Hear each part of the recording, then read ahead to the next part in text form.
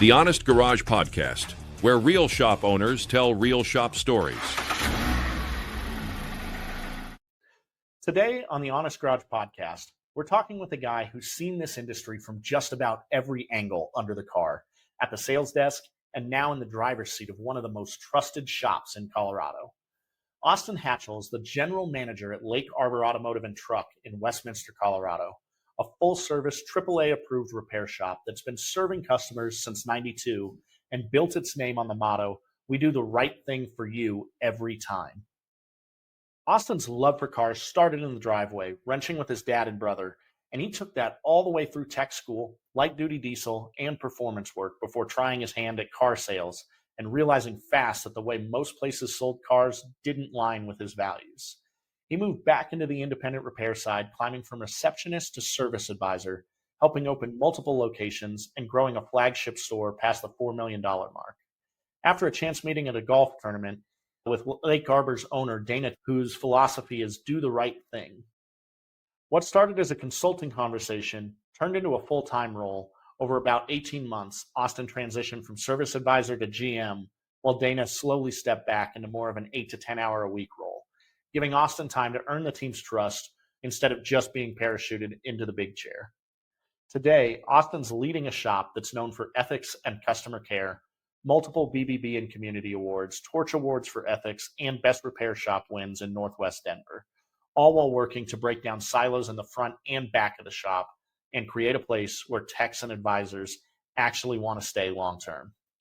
In this episode, we're going to dig into how Austin went from tech to GM, what it really looks like to step into leadership in a well-known shop, and how he's reshaping systems and culture to match Lake Arbor's do the right thing reputation. Austin, welcome to the Honest Garage Podcast. How are you today, man? I'm doing great today, David. It's a hell of a Friday here and really looking forward to getting into some stuff with us. That's fantastic. I appreciate you taking the time on the show. For everybody who doesn't know or didn't want to listen to my long-winded open there, your story really starts in the driveway with your dad and your brother, and now you're running one of the most recognized shops in the Denver metro area. Can you walk us through that journey, and from tech school to diesel work to sales, and finally to how you landed at Lake Arbor?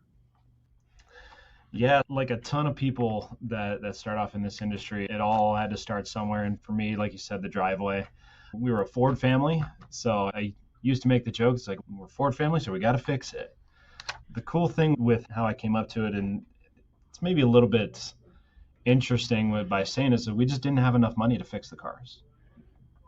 It's really that to it. Or we wanted to be more responsible. Both my parents were teachers, so there wasn't a whole lot of extra money, but we lived a childhood that was realistically, you wouldn't expect two teacher salary to support, and a lot of that is doing a lot of the work ourselves. I actually have to owe a lot to it of me getting into this industry to my dad and my brother. My brother is 4 years older than me. He's been a technician and still is a technician now, and a little brother trying to fit in with dad and brother. It was one of those deals that I better learn how to do this or I'm never going to get a second to hang out with them. Learn to fix it all myself. I had a great reputation when I was a kid, and coming up through fixing stuff, I would over tighten everything. The amount of stuff that I broke was ridiculous, and I still have that a little bit. So that's one of the many reasons that I decided to get out of doing that. I actually dual enrolled my senior year in high school to go to tech school. Went through tech school, graduated, I think like one semester after I graduated high school. Then I was actually working part-time as I was going to school for a light-duty diesel shop, because that's the work that I wanted to do. That was the trucks that we owned too. We pretty much all had 7.3 Power Strokes, all of us guys in the family. So it was one of those deals. It was super easy to just draw that line and keep working on it. I worked on them all myself, and my truck broke quite often, so I needed to figure out how to get it working again. After I graduated school, started working full-time at that shop and followed a buddy of mine that had created there to a diesel performance shop. I was the hot rodder when I first started, and still was. And before I could even drive, it was modifying faster, cooler, those kind of things. So I saw this opportunity to go to a diesel performance shop. It was fantastic. It was very small, 2-bay situation. And I had actually met a service advisor at the first diesel shop I worked at that didn't know a whole lot about mechanics. how things worked, and especially in any sort of aftermarket diesel world. So he would grab me from the back pretty often to come up and explain it to customers. And after he had left, I had left that company as well. And the crazy thing is he just called me one day. He's like, dude, you're way too good at talking to people to not at least try this. And he had went back to selling cars where he came from. I was really ready for a change of direction. And I decided to try and sell cars. Worked at 2 dealerships for a year and a half combined. And I have nothing against car salesmen. They're some of the hardest working guys and gals I've ever worked with. And maybe it was just the places I was. The morals, the ethics, and the values did not line up with where I was at. For me, honestly, there was a lot of times that somebody come in and I need to get rid of this car or this old truck, and I'd get talking to them about it. All I could think about is, you need to be fixing this. You need to fix this instead of going tens of thousands of dollars worth of debt and all that kind of jazz for something that's going to have the same problems. I was absolutely down and out. I didn't sell very many cars. I wasn't very good at that because I wasn't willing to lie, rob, steal, and cheat to get ahead of the other sales folks that were there. I decided that the amount of knowledge I had in my head repairing cars, that it was astronomically underused with just selling cars. So I decided that I would kind of try and do my best to mash them together. And I remembered my time in the independent world, and I needed to get back to that. And I literally applied and took ultimately the first job in the independent world that I got an interview for and got an offer from. The crazy thing with that one is I applied for a part-time receptionist job. I've always been a big numbers guy, and no matter how I'd run the numbers, it wouldn't work. It wasn't going to work. Couldn't support it. But I had to move and do something. And I worked one part-time day, and that was my first day. So that was full-time. And I believe it was the time frames were escaping me a little bit, but it was less than a year that I was running that store. That store, we used to take turns going home early on Fridays because there was nothing to do. And this wasn't a small shop. I believe at the time it was 10, 11, maybe 12 days. Wow. And everybody would take turns going home early on Fridays. So then when I left that company, it was like you said in the intro, a little bit over $4 million. During that time, I witnessed the opening of the second store and was basically boots on the ground, putting all the entire staffing together for the third, fourth, and fifth location all over the state, and one in Arizona. Traveling that much, that role with as little support as it had, burned you up. Absolutely burned you up. Conveniently enough, my first daughter was born in July of that year, and come October, I had departed that company. It was just getting out of car sales. It was one of those things I just had to do. Things got sour there and had to move on, had to find something that fit the compass again. Took a short break, about a year and a half in the car wash business.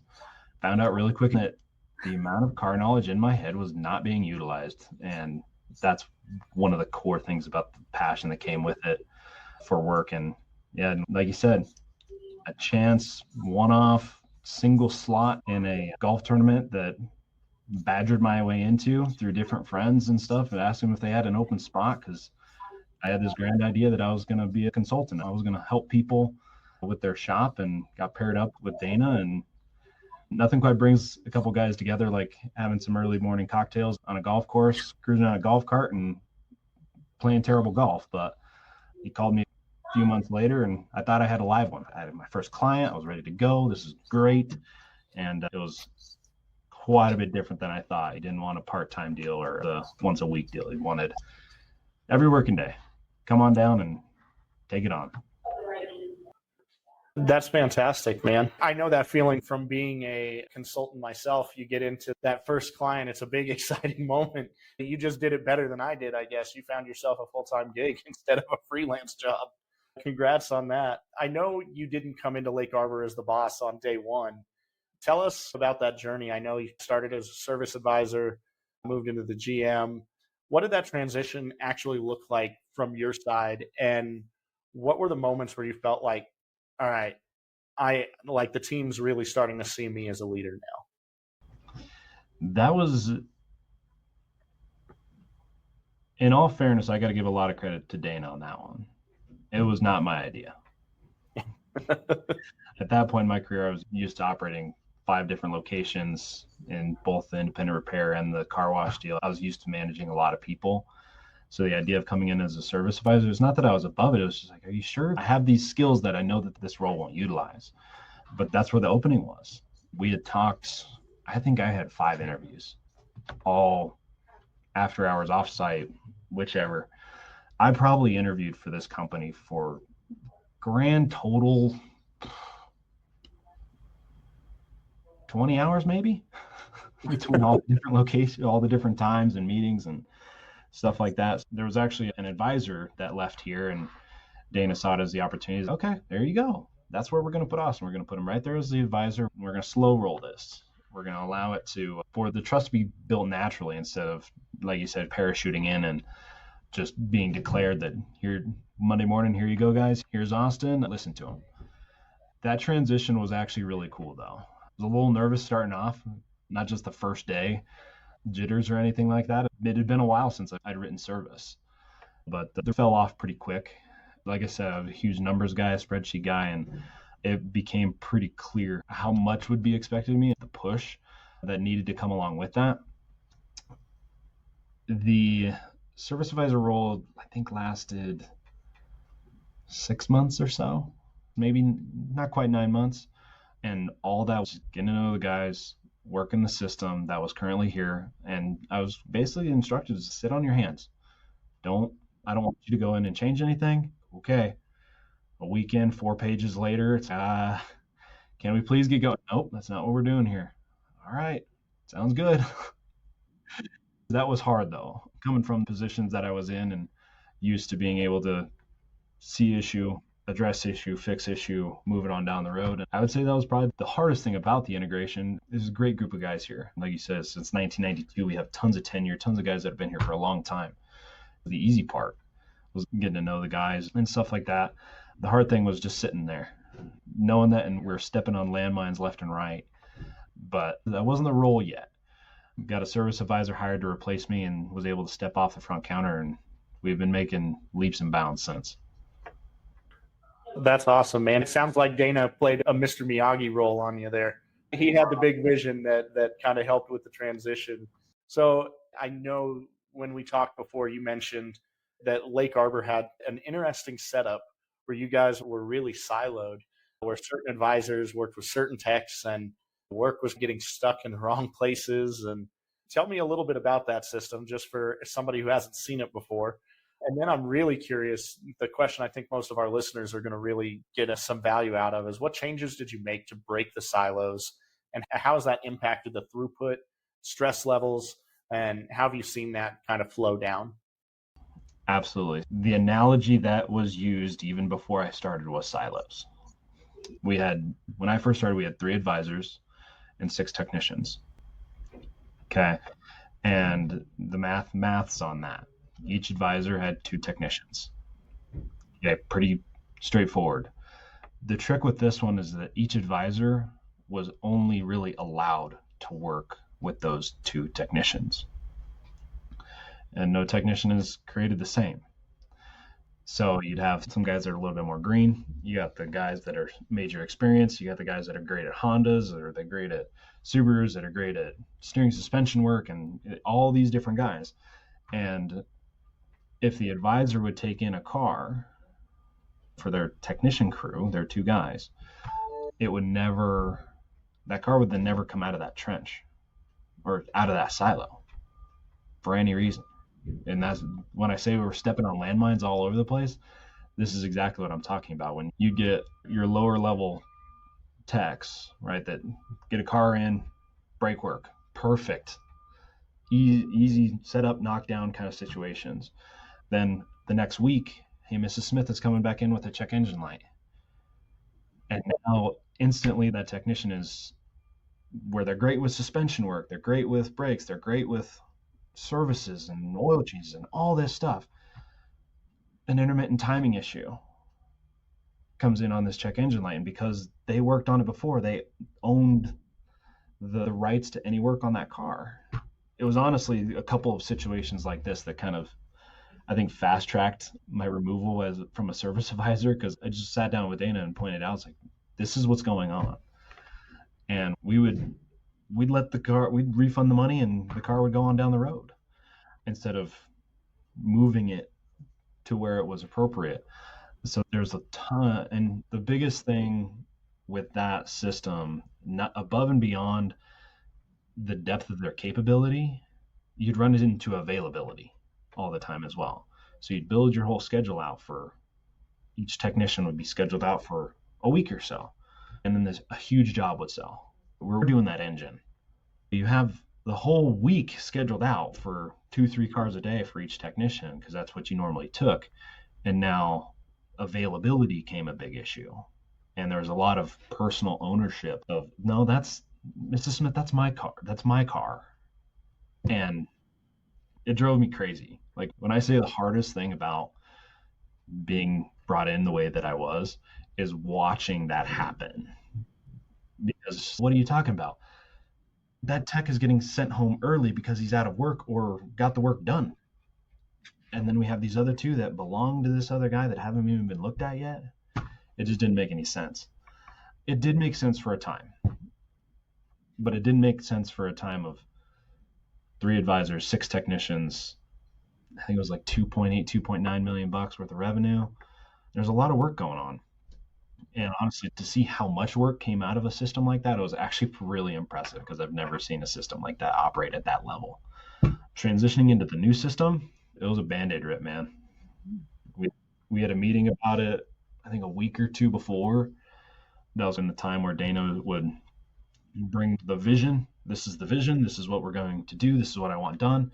And Austin's going to be the one to facilitate that. I was like, yes, let's go, finally. And I remember it was the day after Memorial Day when we made that switch. And oh yeah, and I told Dana, it's like, this has to be in place. We have to have this before summer hits. It's a non-negotiable. And at first it was difficult to overcome I normally did all the work on that car. Now look at what it's here for. It's here for all the services. But you didn't recommend those services until the technician got it. So you don't own that. So basically what the system turned into was a centralized dispatching system, which I was very familiar with. That's the way all the shops that I've ran have worked as. And it became about 2 things: availability and capability. If you weren't available, you weren't getting a car. And if you weren't capable, you weren't getting a car. Both those things had to fly before anything would be assigned to you. I'm not going to assign the intermittent timing issue to a green technician anymore. I became unwilling to do that. And if you're a week out, if you're in the middle of an engine job, again, you're not getting anything more. There's a backlog there. If you hit a part snag, there's plenty for you to do because we're unmarrying all these individual relationships that the technicians had with each of the cars. Since doing that, which, I mean, we're, what is that? A quarter into the year, a little bit more. This year we're up about 35%, 36% over last year, which last year was the record year for Lake Arbor. So we're another 35% over that.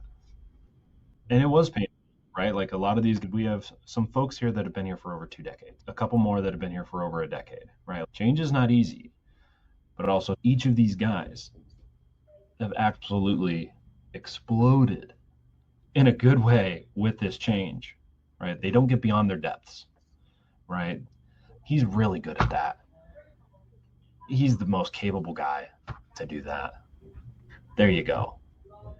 And uncoupling from the advisors, from the technicians, now their relationships with their customers, their cars are getting done faster. They're more complete. And it was just something that kind of happened overnight. Customer expectations were now being over-delivered. We were delivering cars weeks before that it would have transpired just because we're able to pluck out of this lane and put it into that lane. And these customers are just amazed. The advisors are able to present enough work to keep themselves busy throughout the day because they're not selling for 2 people. They're selling for the whole organization.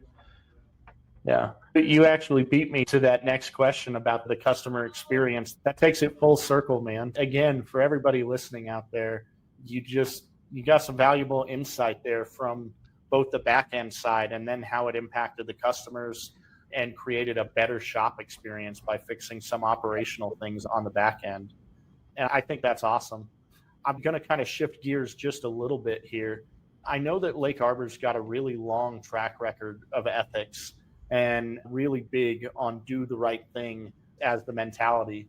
As the GM running the day to day, how do you protect the legacy of some of those guys that have been there for decades and the legacy of the shop while still pushing for growth? And what are some of the decisions that you've made that were made to build long-term trust instead of like short-term profit? That's a great question. And part of it is actually we're in the process of revamping our guiding principle. So do the right thing every time has served us fantastically since 1992. The tricky thing with that is that do the right thing sometimes can be for the customer, sometimes could be for me, sometimes could be for the company, sometimes could be for insert whatever here. A lot of competing interests potentially. A lot of competing interests, and we would run into that from time to time.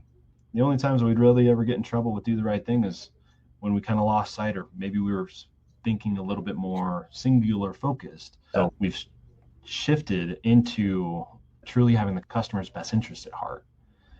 And that is, it's more focused, it's less open-ended, and that really allows us to sit and have difficult conversations when they need to be, when they have the customer's best interest at heart.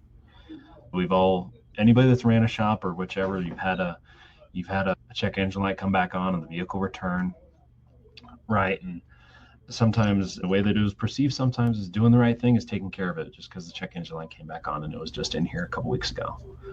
But having the customer's best interest at heart and setting a realistic expectation, you owning your car, is having the difficult conversation of this is a completely different issue. And it's unrelated. It's the same light, but it's the different end of the car. Where before it was do the right thing was a little bit of an easy button. It was an avoidance of any sort of conflict because it was doing the right thing. For who? Doing the right thing for the company, for the customer, for the employees. It varied too many times. So the guiding principle pivot has really allowed us to focus in on what do the right thing had always meant. And that's the interesting thing with having the conversations with Dana is when you ask him, it's like, what does do the right thing mean? I had a couple of those conversations at the beginning portion of my time here, and he was able to elaborate on it at the drop of a hat. So we got our heads together and through a coach of ours came up with having the customer's best interest at heart. It's still in its early phases, so it's not fully integrated yet. That's fine. I appreciate that. We're all a work in progress, but it was definitely one of those things when we shifted to that, it really allowed the focus to end up being in all avenues that it would be. What has the customer's best interest at heart? Does it mean eating the job? Does it mean having the difficult conversation? This is a completely different situation because part of having the customers is being here for them for the next generation, for the next decade, for the next 2, 3, 4, 5 decades. And if we just gave everything away, then we can't serve the customers of the next generation, nor will we have any left, I think. If anybody's watching this and they work in independent repair, it is inevitable that they will have ran across somebody who does not have a good view of this industry. I ran into my fair share. I've been accused my fair time. And the fact of the matter is that not everybody has it.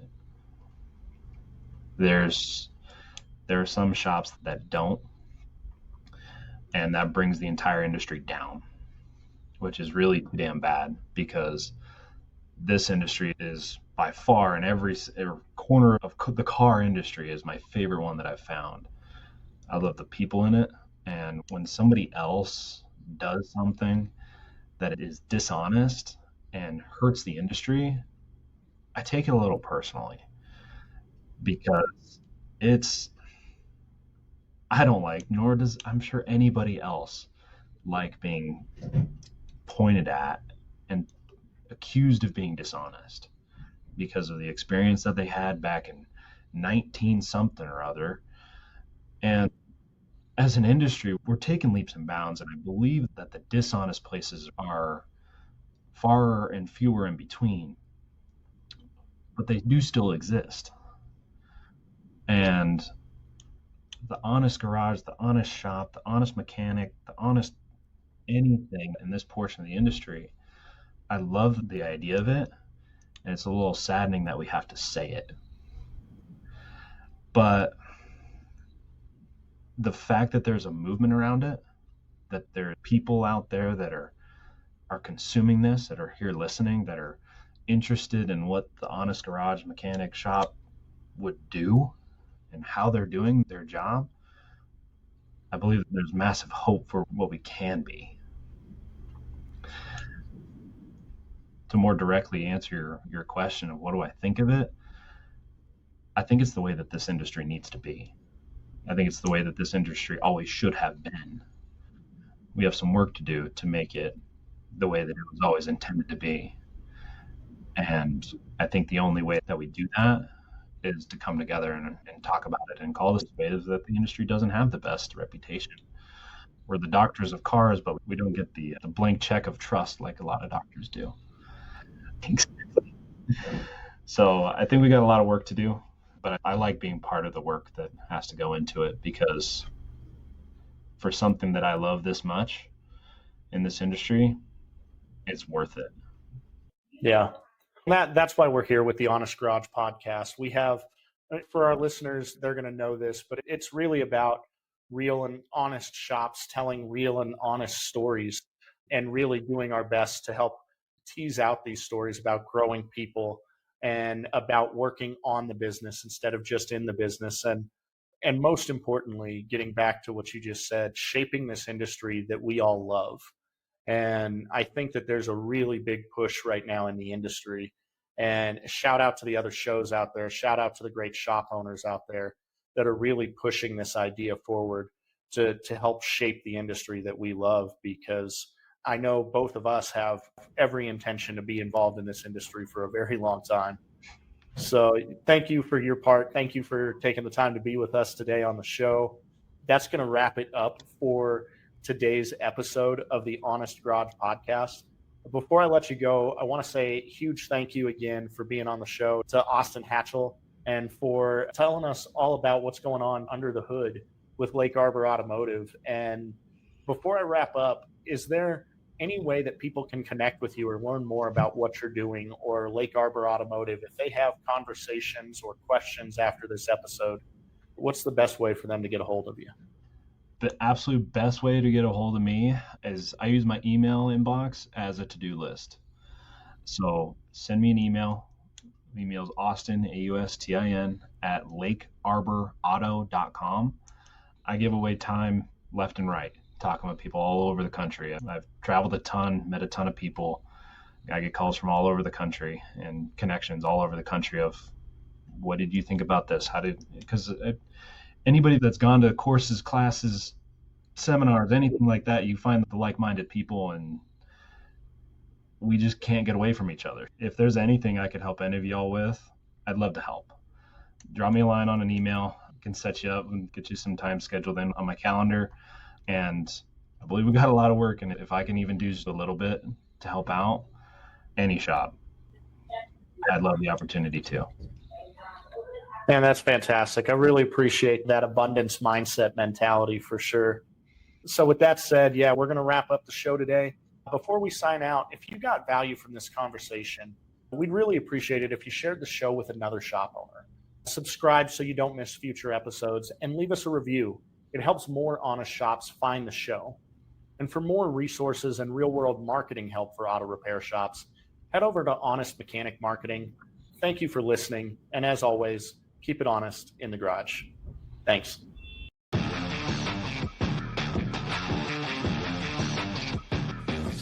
You know, in the early years, we hired students from Wyotech and Lincoln Tech and UTI that were fresh graduates.